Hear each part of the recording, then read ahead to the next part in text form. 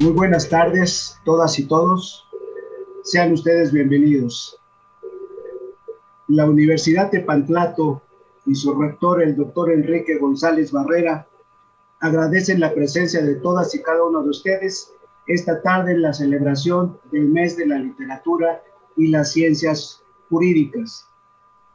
Es un privilegio darles la bienvenida esta tarde a fin de realizar la presentación de un nuevo libro de una distinguida celebridad de nuestra comunidad universitaria. Quisiera partir diciendo que este libro representa un trabajo serio y riguroso. El libro que esta tarde se dará a conocer ha sido generado en el marco de un proceso histórico de la vida universitaria, mismo que a la fecha sigue generando un foro de discusión y de igual manera trabajos de investigación. En especial, si consideramos que el momento que vive el país es aquel de una legítima y necesaria esperanza, sentimientos que nos interpelan a todos a ser capaces de construir cambios de fondo en el conjunto y materia de la educación. Motivo por el cual, para la presentación de este libro, contamos con la presencia de distinguidas personalidades como lo son el doctor Dan Jafet Infante Villavicencio. El doctor Infante Villavicencio es licenciado por la Facultad de Derecho de la Universidad Nacional Autónoma de México, cursó la especialización en Seguridad Pública de la Facultad de Ciencias Políticas y Sociales de la Universidad Nacional Autónoma de México, realizó el curso de capacitación para agentes del Ministerio Público de la Federación en el Instituto Nacional de Ciencias Penales, cursó la maestría de Procuración de Justicia en la ahora Instituto de Formación Profesional y de Estudios Superiores de la Fiscalía General de Justicia de la Ciudad de México. Realizó estudios en Ciencias Criminales y Dogmática Penal Alemana en la George August University en Alemania. Actualmente realiza el doctorado en Ciencias Penales en la Universidad de Tepantlato y es fiscal en jefe adscrito a la unidad especializada en materia de extinción de dominio de la Fiscalía General de la República. También contamos con la presencia del licenciado Roberto Díaz Portillo, profesor en el Centro de Enseñanza para Extranjeros y de la Facultad de Artes y Diseño, ambos campus Taxco Guerrero, de la Universidad Nacional Autónoma de México. Participó en la Facultad de Ciencias en la huelga estudiantil en 1999 en la Universidad Nacional Autónoma de México. De igual manera, contamos con la presencia del licenciado Eduardo Galaviz Macías, licenciado en Economía, especializado en Finanzas Públicas y miembro del colectivo Juventud Revolución, que participó en la huelga estudiantil en 1999 en la Universidad Nacional Autónoma de México. Y por supuesto, contamos con la presencia de nuestra distinguida maestra Dolores Hernández García, quien es egresada de la Facultad de Derecho de la Universidad Nacional Autónoma de México y realizó una segunda licenciatura en Ciencia Política y Administración Pública en la Facultad de Ciencias Políticas y Sociales de la misma universidad. Cuenta con el grado de especialista en Derecho Civil, otorgado por la División de Estudios de Posgrado en la máxima casa de estudios. Es catedrática de la propia universidad, abogada litigante. Su experiencia profesional ha trascendido tanto en la iniciativa privada como en la administración pública, habiendo desempeñado diversos cargos en las áreas de Procuración de Justicia, amparo, responsabilidades administrativas, licitaciones públicas y contratos, nulidades, derecho laboral, derechos del consumidor, derechos humanos y derecho ambiental, y autora del libro que hoy presentamos esta tarde con la denominación UNAM, Crisis de Fin de Siglo. Bienvenidos todos y cada uno de ustedes, y a fin de dar inicio a esta celebración de la presentación de este libro, UNAM, Crisis de Fin de Siglo, concedemos el uso de la palabra al doctor Dan Jafet Infante Villavicencio a fin de que haga una presentación del libro que esta tarde estamos presentando a todas y todos y cada uno de ustedes. Adelante, doctor.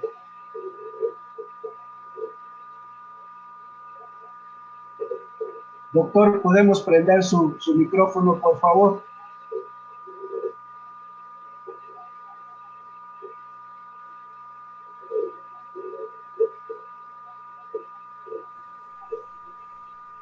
¿Qué tal? Muy buenas tardes. Muchas gracias al doctor Roberto Rodríguez por la presentación que nos acaba de hacer. Buena tarde tengan todas las personas que nos ven a través de la plataforma virtual. Bienvenidas y bienvenidos al Mes de la Literatura y Obras Jurídicas, aquí en su Casa del Conocimiento, la Universidad Tepantlato. El día de hoy arrancamos estas jornadas con una obra intitulada UNAM, Crisis de Fin de Siglo. Y qué mejor contar con la persona más adecuada, la autora, mi estimada amiga y colega, Dolores Hernández García. Además, el día de hoy contamos con dos panelistas de lujo para comentar este libro tan importante e interesante que sin lugar a dudas ha dado pues bastantes cuestiones de qué hablar, sobre todo en la Universidad Nacional Autónoma de México, el impacto que ha tenido en el Estado mexicano y cuáles han sido los fenómenos que han traído consigo en los movimientos estudiantiles, que al final tienen un fin y tienen como objetivo principal conservar esa parte fundamental de los seres humanos como lo es la educación y en particular la educación pública. Tenemos al doctor Roberto Díaz Portillo y al doctor Eduardo Galaviz Macías. Y bueno, pues vamos a comenzar con la presentación de esta obra, que no solo es de vital importancia para la universidad, sino para el país entero. En primer lugar, me gustaría que tomara la palabra el doctor Roberto Díaz Portillo. Bueno, muchísimas gracias. Buenas tardes. Ya me doctoraron. Bueno, yo soy egresado de la Escuela Nacional de Antropología e Historia, etnohistoriador, y vengo en mi calidad de participante del Consejo General de Huelga de 1999-2000 en la Facultad de Ciencias. En aquellos días yo estaba cursando la carrera de físico.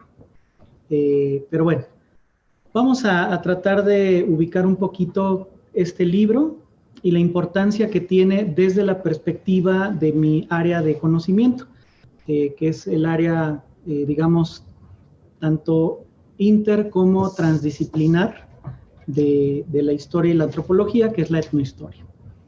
Lo primero que tendré que comentar con respecto a la cuestión histórica es que este libro trata de hacer un análisis bien interesante, yo diría, desde una perspectiva que en la historia le denominaríamos brodeliana, es decir, de Ferdinand Brodel. ¿Qué significa esto? Este francés, Ferdinand Brodel, planteó que en la historia había, digamos, sucesos que transcurrían y que no sabríamos cuál es el impacto real sobre una sociedad, un grupo o incluso una civilización hasta que pasara el tiempo. Así un suceso que pudiera ser, digamos ahora, muy escandaloso, no significa que fuera trascendente. Cuando estos sucesos son de larga duración, es decir, impactan por siglos, pues justamente así les denominó, sucesos de larga duración, y a esa temporalidad son los sucesos como, por ejemplo, la conquista de México, la independencia de México, la reforma y la guerra, ¿no?, que hubo entre el imperio, el segundo imperio y la república, la revolución mexicana. Hoy seguimos nosotros sintiendo los efectos expansivos de estos sucesos. También decía que había sucesos de coyuntura, es decir, que podían voltear hacia un lado o hacia otro, le voy a denominar los procesos históricos de esos grupos. Y esos duraban décadas, a veces llegaban a arañar los siglos, pero regularmente eran procesos de décadas. Y en este libro justamente se retoman 3 movimientos estudiantiles que desde mi perspectiva son de orden coyuntural. Se retoma el movimiento estudiantil del Consejo Nacional de Huelga de 1968, se retoma el movimiento del Consejo Estudiantil Universitario, el CEU, de 1986-87, y se retoma, por supuesto, en esta UNAM Crisis de Fin de Siglo, la huelga en la cual participamos pues la autora y el otro panelista que aquí nos acompaña, del cual es un honor para mí estar aquí entre ustedes. La huelga del Consejo General de huelga, valga la redundancia, es una huelga que se encuentra en una coyuntura de la cual hoy se habla todos los días, literalmente, que es el periodo que ahora le denominamos el periodo del neoliberalismo. Entonces, ¿qué es lo que sucedió con esta huelga y por qué la crisis de fin de siglo? Porque hablar del neoliberalismo, pues es hablar de un modelo económico iniciado en 1975 en Chile, posterior al golpe de Estado contra el presidente Salvador Allende por parte de Augusto Pinochet. Ahí fue el laboratorio en el cual a nivel mundial se gestó este modelo neoliberal de concentración de la riqueza. En el caso de Estados Unidos lo inició Ronald Reagan y en el caso de Inglaterra, Margaret Thatcher. Nosotros, hacia 1982, la gente que le tocó vivirlo, recordará que teníamos una crisis económica brutal de los modelos desarrollistas que se habían generado de 1940 hasta ese periodo. Esa crisis, inducida por los préstamos que se hicieron por parte de distintas entidades financieras internacionales, como el Fondo Monetario Internacional, el Banco Mundial y el BID, Banco Interamericano de Desarrollo, metieron en una terrible crisis económica, política y social a México en ese fin de sexenio de José López Portillo. De tal manera que con la bandera de la renovación moral, Miguel de la Madrid Hurtado dijo que tenía que cambiarse el sistema político mexicano y el modelo de desarrollo, por lo que en ese momento se anunciaba como lo que ahora sería el neoliberalismo. De tal manera que entre 1982 y 1988 se sentaron las bases en este sexenio de transición para que a través del fraude de 1988 Carlos Salinas de Gortari ascendiera al poder y de ahí tuviéramos 5 sexenios consecutivos de modelo económico neoliberal. Este es el contexto en el cual en el año de 1984 Jorge Carpizo MacGregor saca su documento Fortaleza y Debilidad de la UNAM, que llevará a la huelga del CEU de 1987. Es en este contexto que en el año de 1997 el entonces rector, el doctor Barnés, hace la nueva modificación a los reglamentos de inscripciones y de cuotas dentro de la universidad, que son aprobados por el Consejo Universitario y que después de 2 años, en el año de 1999, después de un proceso larguísimo de acumulación de fuerzas por parte del estudiantado, surge el Consejo General de Huelga. El Consejo General de Huelga fundamentalmente es una respuesta que se enmarca dentro de los movimientos sociales de resistencia que se gestaron dentro de este periodo denominado neoliberal, entre otros el del 1 de enero de 1994 del Ejército Zapatista de Liberación Nacional. Es importante mencionar esto por la horizontalidad que el propio movimiento manifestó con respecto a la participación de las distintas escuelas y facultades que estaban representados en el CGH. De tal manera que cuando estalla la huelga, el 20 de abril de 1999, el rector Barnés declara: estoy listo para una huelga larga. Si consideramos los antecedentes históricos, la huelga del CNH de 1968, o el movimiento en su conjunto, se extendían del 26 de julio de 1968 al 10 de diciembre del mismo año, 5 meses. Esta huelga duró 10 meses. Es decir, nadie estaba preparado para ninguna huelga de ese tipo, no digamos en México. A nivel mundial no había antecedentes históricos de una resistencia tan larga contra un Estado que ya había intentado en 2 ocasiones, reitero, 1986-87, la privatización de la educación superior en México y que por segunda ocasión lo volvía a hacer en 1997. La resistencia de los estudiantes entonces de la UNAM no era solamente para luchar en contra de las cuotas, que es lo que todo el tiempo se dijo. Es que ¿por qué se oponen al incremento de cuotas? Es que podemos indexar las cuotas al salario mínimo. Es que los estudiantes que están dentro de la universidad no les va a aplicar la reglamentación porque la ley no es retroactiva. Sin embargo, los estudiantes del CGH del 99-2000 no estaban pensando, como no lo hicieron los del 68 y no lo hicieron los del 86-87 en ellos. Estaban pensando en las generaciones futuras, de tal manera que si el sistema que se había establecido por parte de la rectoría hubiera avanzado, hubiera metido un terrible sesgo socioeconómico en lo que es la conformación de la matrícula estudiantil universitaria, en virtud de que el presupuesto de la UNAM supera incluso al de varios estados de la República. Es decir, ni siquiera en la actividad de la docencia de las 4 funciones sustantivas de la universidad, docencia, investigación, extensión académica y difusión, iban a poder servir para poder hacer parte importante del presupuesto de la UNAM. Es decir, lo que había detrás era un modelo que definía a estos 5 sexenios de 1988 al 2018.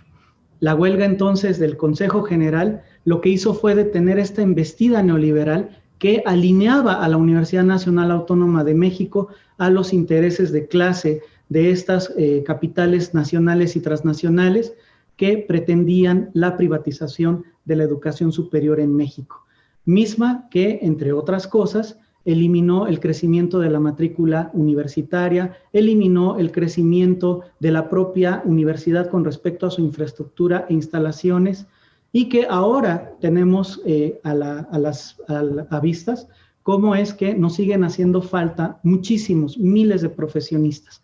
Nos hacen falta médicos, nos hacen falta ingenieros, nos hacen falta toda clase de cuadros de primer nivel que genera la Universidad Nacional Autónoma de México, que consideramos es el proyecto cultural y educativo más importante de Iberoamérica y que es hoy por hoy la mejor universidad dentro de este espacio que acabo de mencionar.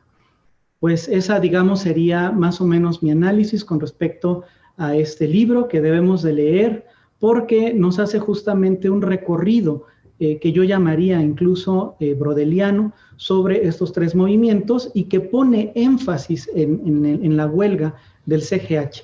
Sin embargo, con mucho, no es lo único que toca la licenciada y maestra Dolores Hernández García.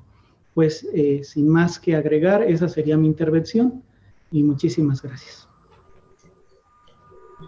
Muchas gracias. Agradecemos al licenciado Roberto Díaz Portillo por su valiosa participación y le cedemos nuevamente el uso de la palabra al doctor Dan Jaffet para que continúe con la secuencia de la presentación de este libro. Muchas gracias. Le agradezco mucho al licenciado Roberto Díaz Portillo, que ya lo doctoré, por cierto. Muy bien, me parece muy adecuada su introducción, su análisis que hace en cuanto a la perspectiva histórica. Obviamente, pues, comentar el libro nos tardaría, pues, incluso días, ¿no? Sin embargo, esta es una primera introducción, un primer saque para que nosotros querramos tener ese interés para poder analizar esta obra, que la verdad, en lo particular, desde mi punto de vista, tiene muchas aristas por las cuales se puede analizar este libro en particular, este fenómeno estudiantil, que como ya bien mencionó, acarrea desde 1968 hasta el movimiento del 99-2000.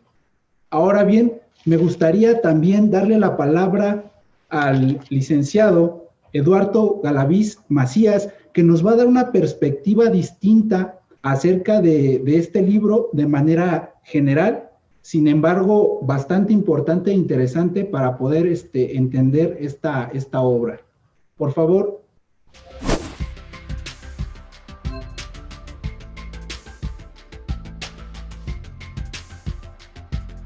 Buenas tardes, muchas gracias por la invitación.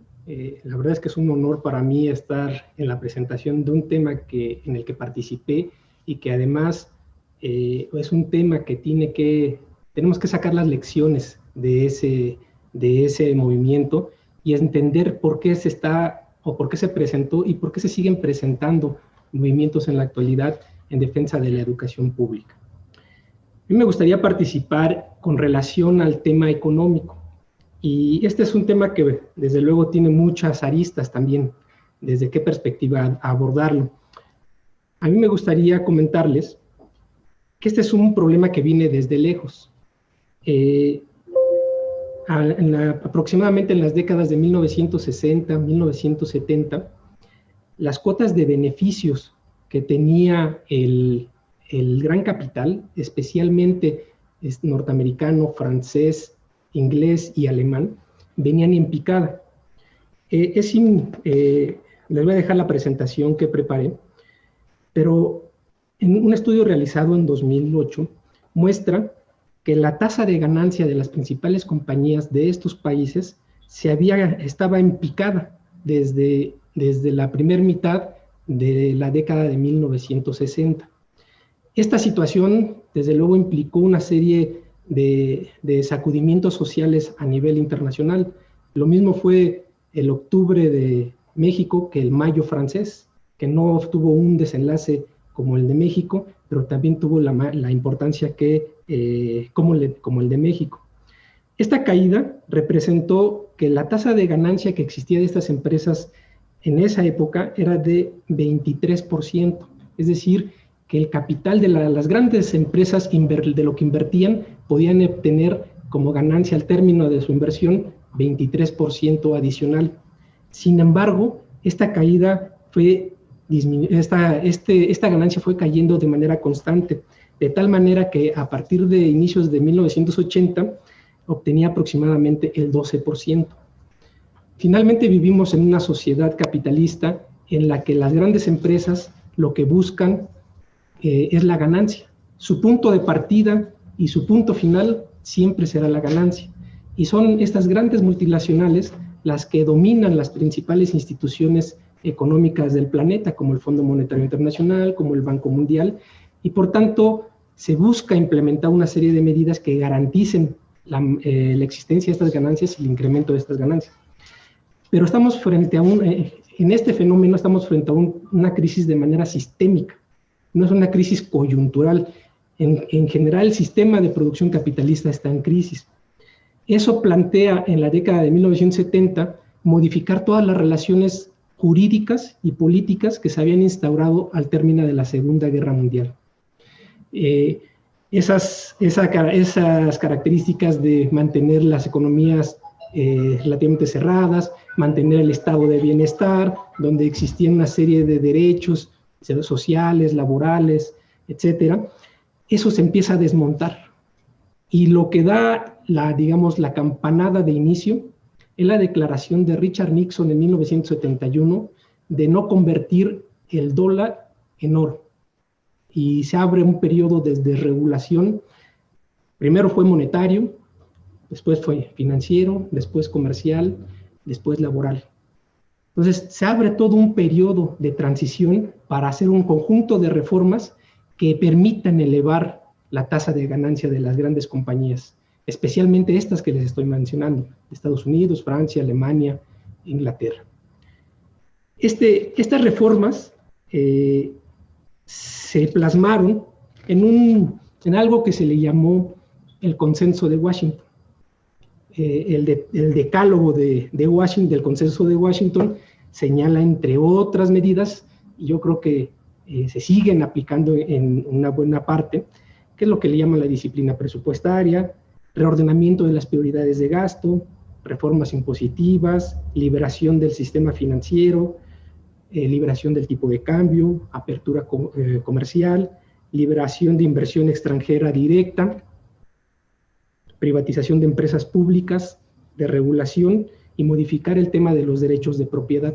El decálogo de Washington, se dice Consenso de Washington porque es la opinión unificada de las principales organizaciones internacionales, como es el Banco Mundial, el Fondo Monetario, la Organización para la Cooperación y el Desarrollo Económico, entre otras.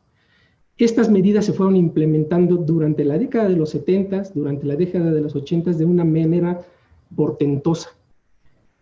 Pero fue especialmente después de la caída del muro de Berlín, una vez que desaparece el llamado bloque socialista, que el incremento de las ganancias incrementó de manera significativa. Según un estudio realizado en 2005, se establece que a partir de 1985, la cuota de beneficios distribuida como dividendos se duplicó de ahí al año 2000. Es decir, estas medidas habían garantizado ya remontar los niveles de ganancias de las grandes compañías, de las compañías transnacionales. Entonces, este es el cuadro económico donde se exige modificar las relaciones, incluso en el tema educativo. Un estudio realizado por la OCDE en el año 2000, señalaba que el negocio educativo a nivel internacional movía aproximadamente 200 mil millones de dólares de forma anual. Desde luego es una tajada significativa. Digo, no es comparable con el negocio de la renta petrolera, pero es un negocio lucrativo. Eso, digamos, eso es sobre lo que van las grandes empresas internacionales, y por eso plantean una serie de reformas. ¿Cómo lo hacen? ¿Cómo lo hicieron y cómo lo hacen actualmente, que no es igual? Actualmente no es de la misma manera. Durante la década de los 80s, lo que generaban es impulsar en las economías una caldera de crisis que implicara recurrir a los organismos internacionales que ponían como condición para otorgar créditos, hacer una serie de reformas en el Estado. Es decir, en el plano educativo, quien más ha elaborado propuestas e iniciativas es la Organización para la Cooperación y el Desarrollo Económico. Señalan sobre todo el tema de buscar otras fuentes de financiamiento en las universidades públicas. Pero no solamente eso, esto es una parte, tal vez no es tan fuerte como lo que representa la entrega de las empresas paraestatales. En México, aproximadamente 2,000 empresas paraestatales se vendieron durante el periodo de Salinas de Gortari, durante el sexenio de Miguel de la Madrid, y que se entregaron al capital extranjero. Llegamos a la crisis la crisis de 1982, como señalaba Roberto, significó una pauperización para miles de trabajadores en nuestro país. Esos trabajadores buscaban ese descontento generado por una situación insostenible en las familias, buscaba una salida. Y socialmente esa salida también se presentó en 1986, 1987 con movimiento estudiantil en contra del Plan Carpizo, que no nada más eran las cuotas, una serie de reformas, que muchas de las reformas del Plan Carpizo ya están en funciones desde hace ya varios años. Por ejemplo, la desaparición de la reducción de matrícula a nivel de bachillerato, que la reforma se hizo en 1997. Recibía hasta ese año la universidad aproximadamente 40,000 estudiantes. Después de esta reforma, recibía nada más 25,000 jóvenes, que eso hacía una restricción para poder estudiar las universidades y con ello tener una escala móvil a la juventud, a aspirar a una vida mejor, que es, digamos, finalmente de las capas bajas, las capas medias, esa es la intención. En 1994 se desata lo que se llama el efecto tequila, la primera crisis moderna, del sistema financiero después de que se implementan las políticas, en mi punto de vista, mal llamadas neoliberales, porque es a partir de la especulación financiera, la devaluación del peso, que se convierte en un instrumento a partir de esa época, de esa década, como el principal instrumento para poder afectar a los países. Hoy día lo vemos. Estados Unidos utiliza el control de tipo de cambios para enfrentar a Venezuela, utiliza el control de tipo de cambio para enfrentar a China, para enfrentar a Japón. Esta crisis abre este nuevo tipo de mecanismos que utiliza el capital financiero internacional. 5 años después, los que vivimos en esa época recordamos que platicábamos con los vecinos, con las personas cercanas a nosotros, y la mayoría o buena parte de ellos habían perdido el empleo o en sus empleos les habían reducido el salario. Eso era lo que permeaba en esa época. Esos jóvenes que surgieron de esa crisis, que estuvieron en esa crisis económica en el 99, expresaron ese descontento social, se canalizó ese descontento social. Hay una situación nueva, ya trataremos sobre la crisis que abre la crisis de subprime en 2008, que abre una nueva manera de llevar las crisis. En este esquema, los ataques a la escuela pública que lleva la Organización para la Cooperación y el Desarrollo, me gustaría resaltar dos aspectos. Uno, en 1987, la OCDE emite un documento. En ese documento señala dos elementos que sirvieron como soporte, porque de alguna manera ellos son los que, en relación con los gobiernos en el momento, implementan medidas concretas. Ahí planteaba la OCDE la política de autofinanciamiento de las universidades y su vinculación con las empresas. Autofinanciamiento es incrementar la colegiatura, que bueno, hay que decirlo que las universidades públicas, ya el hecho de los costos de transporte y de alimentación, el hecho de que un joven no trabaje, ya genera una carga en las familias, sobre todo de las familias más empobrecidas de nuestro país, que hablamos que la mitad de la población de México se encuentra en situación de pobreza. Eso ya es una situación que limita el acceso de los jóvenes a las universidades. Agregar en las cuotas a las universidades públicas incrementa esa dificultad de acceso a más jóvenes. En el 99, el Banco Mundial propone recuperar costos en las universidades. Este documento, en su momento fue denunciado, ligaba directamente el incremento de cuotas en la UNAM y establecer un programa de préstamos educativos, implementar el modelo educativo norteamericano, de prestar a los jóvenes para que después de que terminen de estudiar, lo paguen.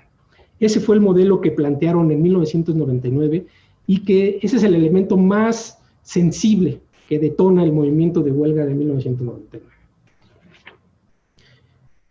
El libro que plantea, que nos presentamos el día de hoy, a partir de la huelga de 1999, situando cuáles fueron las raíces, qué es lo que detonó este movimiento, nos plantea, la lectura de este documento nos plantea si es necesario o fue necesaria esa movilización y esa huelga en 1999. ¿Habría otra forma para poder enfrentar esta situación? Yo creo que no. Se cerraron todos los caminos donde se le planteó a la autoridad, retrocede la modificación, abrimos un periodo de discusión, no hubo intención de hacer eso. Fue a sesionar el Consejo Universitario para aprobar la reforma al reglamento al Instituto de Cardiología. Luego se cerró toda posibilidad. La única forma era ampliar la movilización y lanzarse a la huelga. Quiero señalar también que toda esta situación económica del país en el momento se manifestaba o se expresaba a través de ese movimiento estudiantil y que en otros sectores no habían logrado poder abrir posibilidades. Ni siquiera el Sindicato Mexicano de Electricistas, que en ese entonces existía, que tenía un poder significativo, pudo abrir una posibilidad. El movimiento magisterial muy fuerte que hacía una década había roto el aislamiento nacional con las movilizaciones de 1989, en el 99 había una situación muy difícil. Sectores como en Michoacán, en Guerrero, en Oaxaca, en Chiapas, hacían movilizaciones, pero no había la manera de canalizar toda esa resistencia. Había mucho descontento. Se canalizó, socialmente se canalizó y se expresó en ese año a través de la huelga del 99. Creo que no había otra posibilidad. Fue una situación que se nos planteó.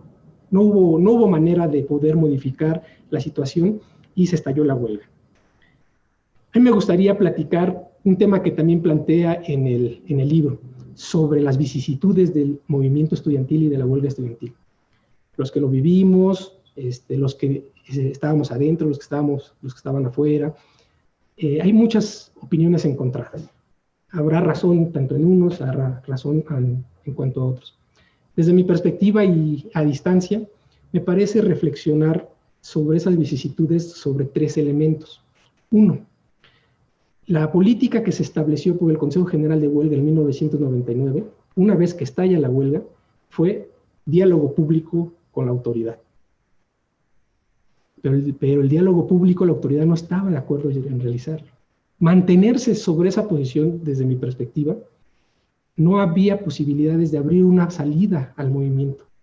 Una salida que permitiera hacer a la autoridad retroceder en la implementación del reglamento y a la vez mantener en pie el movimiento para futuras acciones.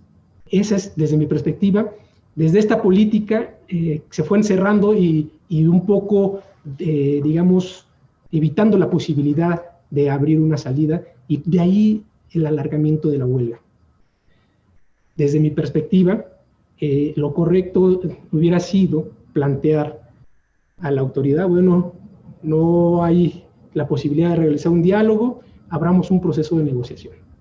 Un proceso de negociación, como las negociaciones que existen, se establece un mínimo, es decir, tú cedes en esta parte y nosotros en esta parte, y para nosotros, desde mi punto de vista, lo mínimo era ceder en que todas las reformas implementadas, las reformas al reglamento, tenían que ser puestas hacia atrás, desistir de esa reforma e iniciar el proceso de negociación. Y en función de eso, que negociar no es lo mismo que dialogar. Dialogar, dialogamos y no necesariamente llegamos a un acuerdo. Negociar es forzosamente llegar a un acuerdo. Y era llegar a un acuerdo que, digamos, garantizara regresar el movimiento estudiantil en condiciones fuertes y preparar próximas acciones. Cosa que no sucedió después de la entrada de la Policía Federal a la universidad. Y un último tema que es poco abordado es el tema de la organización sindical de estudiantes. El movimiento estudiantil de otros países, como en Brasil, como en Francia, han formado sindicatos. En México no existe esa tradición. Esa también me parece es una lección de este movimiento, porque sí plantea esa necesidad, pero nunca se concretó. La formación de una organización de tipo federativa, ¿no? Ni corporativa, ni ligada a caudillismo, sino de manera federativa, una organización sindical de estudiantes.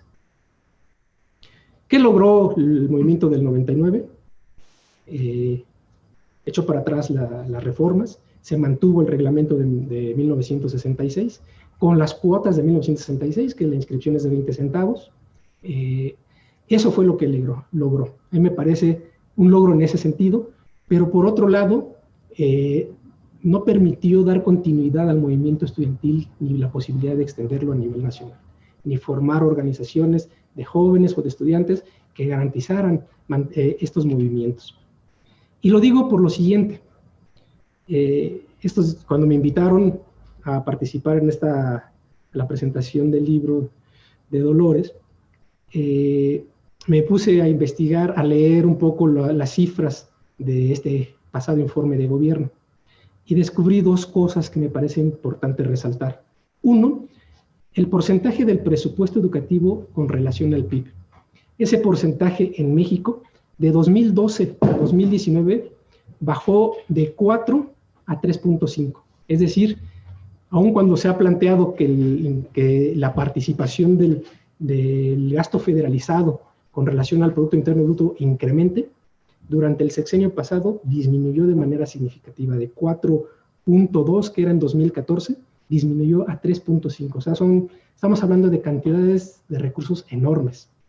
Pero contrariamente, si vemos la otra parte, la participación de los servicios educativos en el Producto Interno Bruto aumentó de 2012 a 2018. Aumentó de manera también significativa, pasando de 660,000 millones de pesos a 685,000 millones de pesos. La participación ¿qué quiere decir? Que, digamos, todas estas reformas, si bien se detuvieron momentáneamente, han ido aumentando, creciendo de manera silenciosa. Y no hay una fuerza social que en este momento garantice echar para atrás. ¿Pero qué dicen también las actuales organizaciones internacionales? También en 2019, en el año pasado, la Organización para la Cooperación y Desarrollo Económico publicó un documento que se llama Educación Superior en México, Resultados y Relevancia para el Mercado Laboral. Un conjunto de recomendaciones. Ese documento es: tienes que hacer, tienes que hacer, tienes que hacer, tienes que hacer. Bueno, veamos la recomendación número 6. Dice, introducir un nuevo mecanismo de financiamiento ordinario para la educación utilizando fórmulas de financiamiento y ponderaciones. Se vuelve a plantear esto. Hay más aspectos. El problema de la huelga del 99 no solamente planteó el tema del financiamiento, el tema de las cuotas, sino otra serie de temas. El documento vuelve sobre lo mismo. No sabemos, no digamos ahora sí que la moneda sigue en el aire, ¿no? Por un lado, siguen avanzando todas estas medidas, por otro lado, todavía en niveles eventuales no hay esa fuerza, pero socialmente el resultado de las elecciones de 2018 muestran un hartazgo a la situación económica y social en la que se impera en el país. Y obviamente por parte de la mayoría de los sectores de trabajadores, de campesinos, de sectores empobrecidos. Muchas gracias.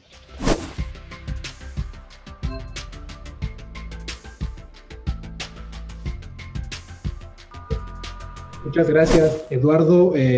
Pues básicamente un análisis desde 1968 hasta la actualidad, bajo un modelo económico que tú consideras que no debe ser llamado neoliberal, pese a la crisis del capitalismo que nos planteaste en un momento, se dio ese cambio de las relaciones jurídicas, sociales y económicas, y da como resultado una serie de protocolos, de artículos, e incluso el decálogo, ¿no? El Consenso de Washington, donde participa el Fondo Monetario Internacional, el Banco Mundial, otras instituciones internacionales, las cuales plantean medidas a partir de las sugerencias de empresas transnacionales para poder modificar este modelo económico.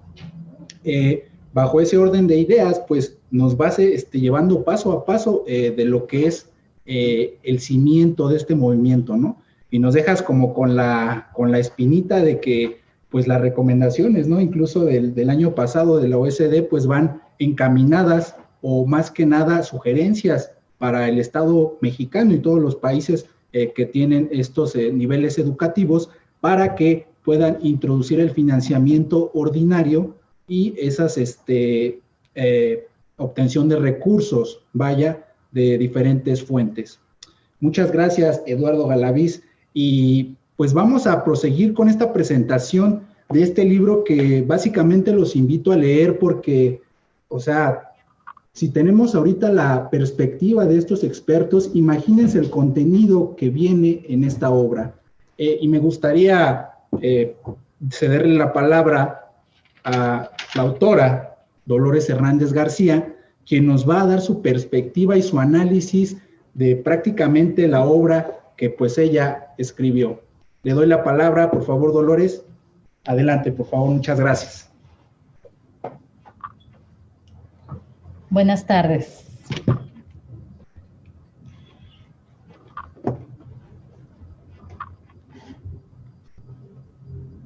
En primer lugar, quiero agradecer a esta prestigiosa universidad, Tepantlato, por ser la anfitriona del evento.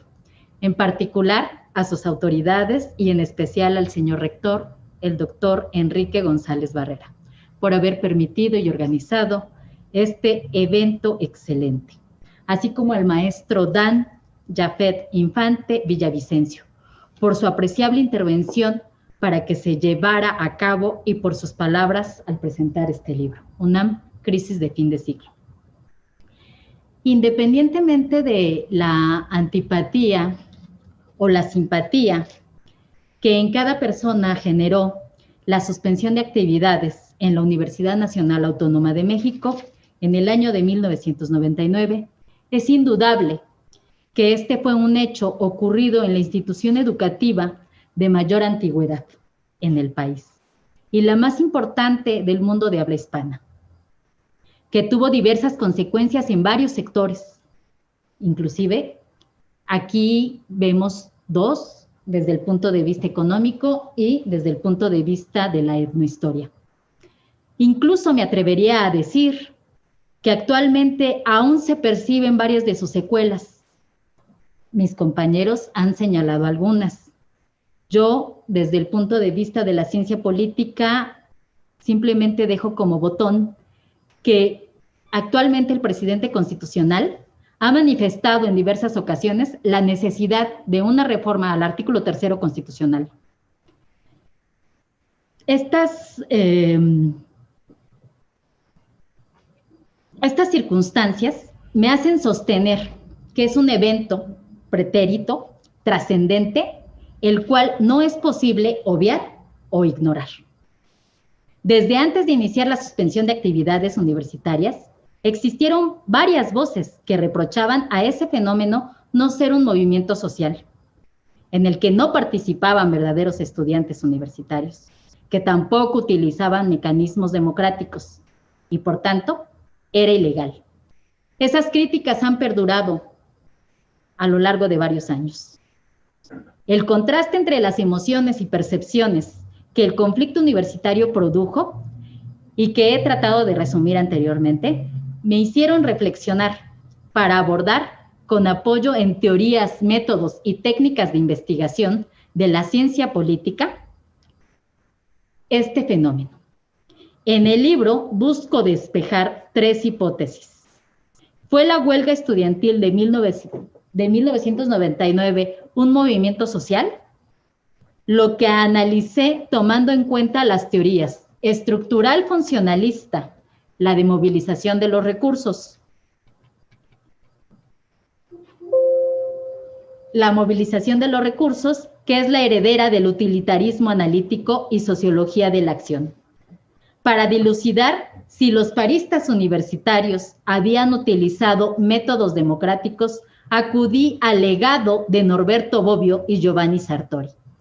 Finalmente distancié las ideas de legalidad y legitimidad, debido a que la primera se encuentra en el mundo jurídico y la pretensión no era enjuiciar al fenómeno social, sino entenderlo en la dimensión científica social, por lo que abordé el tema de legitimidad con apoyo en las ideas de microdemocracia, horizontalidad y en las posturas de dominación y resistencia de Michel Foucault. A partir de esa base teórica, con una definición prescriptiva, fui verificando los aspectos, características, la toma de decisiones y acciones realizadas por los participantes de la huelga universitaria. Fue entrelazar el ideal de las posturas doctrinarias con la realidad del suceso, apoyándome en publicaciones periodísticas, en documentos expedidos por los diversos actores en el conflicto, como las autoridades universitarias, maestros eméritos, órganos de representación estudiantil, corrientes de pensamiento formadas por los paristas, así como las experiencias que recabé con entrevistas de algunos estudiantes. Las aristas son muchas. Hoy solamente presentamos 3, desde el punto de vista económico, desde el punto de vista de la historia y desde el punto de vista de la ciencia política. Pero puedo asegurar que en otras materias se puede ver los rasgos que el movimiento estudiantil ha permeado sobre otras áreas. Finalmente, agradezco a quienes se encuentran presentes, a pesar de las circunstancias adversas generadas por la emergencia sanitaria, así como a quienes nos acompañan por vía remota. Muchísimas gracias.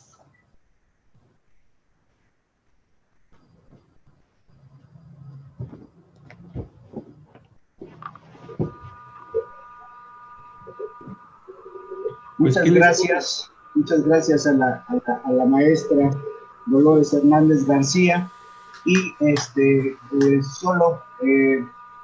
quisiera solicitarle a ver si tenemos la oportunidad para que nos diga qué librerías, por qué medios podemos adquirir sus libros, si están dentro de la universidad o bajo qué mecanismos se pueden adquirir para las personas que estén interesadas en poder realizar la adquisición de su obra y poder hacer un estudio minucioso de trabajo tan interesante como lo ha planteado usted y los participantes en esta tarde. La obra puede ser adquirida en mi correo electrónico xdhernandez@hotmail.com o mejor aquí en la Universidad Tepantlato, Y los teléfonos pueden marcar al 5534 02 30 35 y 55 32 34 97 00. Aquí en la universidad, el costo es prácticamente el de impresión, es de 160 pesos y solamente es de 50 pesos por costo de envío. Pero aquí se puede comprar, adquirir, y también tienen mi correo electrónico. Si quieren hacer algún comentario, con mucho gusto lo recibo, lo estudio y lo comento también. Gracias. Muchas gracias, maestra. Y finalmente, para concluir esta celebración, cedemos el uso de la palabra al doctor Jan Japet a efecto de clausurar los trabajos en la presente exposición del libro de esta tarde. Adelante, doctor. Gracias, doctor Roberto Rodríguez. Pues muy buenas las palabras de la autora. Básicamente es un libro que tenemos que leer, ya seamos abogados, seamos médicos, seamos economistas, ingenieros, politólogos, cualquier carrera. Es necesario leer este libro. ¿Por qué? Porque al final todos pasamos por la universidad. Y si no pasamos nosotros por la universidad, tenemos hijos que probablemente lo vayan a hacer. Entonces es importante conocer todo este tipo de contextos. Lo más importante también respecto de la obra, básicamente es el fundamento metodológico que tiene para poder plantear y abordar este análisis. La teorización de un movimiento social no es nada sencillo, y ni siquiera tampoco es nada sencillo la investigación cuantitativa, cualitativa, mixta, etcétera. Entonces, yo sí los invito a que adquieran la obra, la lean y reflexionemos acerca de la importancia, cuál es el rumbo que tiene nuestra educación en México, no solo de la Universidad Nacional Autónoma de México, sino de las demás universidades públicas, privadas y en general la educación pública en nuestro país, la educación media superior y la educación superior. Pues muchas gracias a todos por estar conectados el día de hoy. Los invito a poder adquirir la obra. Como ya les hizo mención de los números de teléfono, yo se los voy a repetir. Aquí en la Universidad Tepantlato pueden adquirir la obra y a los teléfonos 55 34 02 30 35 y 55 32 34 97 00. Pues muchas gracias a todos por estar el día de hoy. Como ya les dijo la autora, Dolores Hernández García, ella está atenta a sus comentarios y a todas sus participaciones. Bienvenidas. Doctor Roberto Rodríguez, muchísimas gracias por dirigir este magno evento y pues básicamente con esto arrancamos el mes de la literatura jurídica, de la literatura aquí en la Universidad Tepantlato. Muchísimas gracias.